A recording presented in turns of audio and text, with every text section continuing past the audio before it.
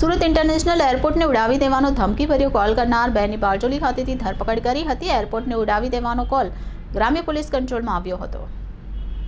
શહેરમાં આવેલા એરપોર્ટને બોમ્બથી ઉડાવવાની ધમકી મળતા સુરત પોલીસ દોડતી થઈ હતી। એરપોર્ટ પર CIFF airport authority, Surat crime branch અને SOG દ્વારા 2 કલાક સુધી સર્ચ કરવામાં આવ્યું હતું, પરંતુ સતત 2 કલાક સુધી સર્ચ કર્યા બાદ પણ કોઈ વાંધાજનક વસ્તુ ન મળી આવતા અંતે સૌ કોઈએ રાહતનો શ્વાસ લીધો હતો।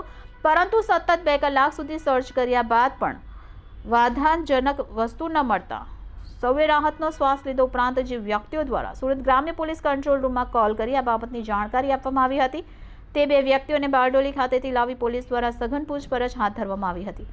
પોલીસની પ્રાથમિક પૂછપરછમાં બંને યુવકો સ્ટેશન આવ્યા હતા, જ્યાં કોઈ 2 વ્યક્તિઓ એરપોર્ટને ઉડાવી દેવાની વાતચીત કરતા હોવાનું સાંભળી ગ્રામ્ય પોલીસને તેની જાણકારી આપી હોવાનું જણાવ્યું હતું।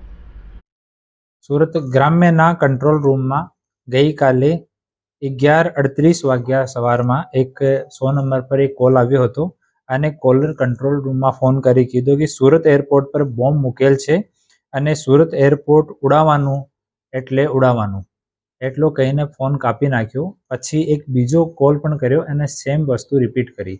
તો સુરત ગ્રામ્યની LCBની ટીમને જાણ કરવામાં આવી અને ફોનનો લોકેશન અને CDR SDR એ જોવામાં આવ્યો।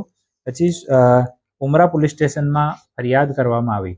તો ઉમરા પોલીસ સ્ટેશનમાં આ ફરિયાદ ઉપર BNSની કલમ 351(4) અને the suppression of unlawful act against safety of civil aviation act 1982ની કલમ 3A(1)(B) મુજબ ગુના દાખલ કરવામાં આવ્યો। અને પછી ઉમરા પોલીસ સ્ટેશનની ટીમ અને સુરત ગ્રામ્યની LCBની ટીમ આરોપીને પકડી પાડ્યો અને આરોપીનું નામ સાબિરભાઈ બશીરભાઈ મંસૂરી છે। ઓ 40 વર્ષનો છે અને મદીના કોમ્પ્લેક્સ આસિયાનગર બારડોલીમાં એનો નિવાસ છે અને મૂળ રૂપથી નંદુરબાર મહારાષ્ટ્રનો રહેવાસી છે। ઓર આની હાલત થોડી સી મેન્ટલી ફર્સ્ટ અપિયરન્સમાં એવો લાગે છે કે થોડી અનસ્ટેબલ ટાઈપની છે। તો એના વિરુદ્ધમાં ગુના દાખલ થઈ ગયેલ છે અને આરોપીની ધરપકડ કરવામાં આવે છે અને પૂછપરછ ચાલુ છે।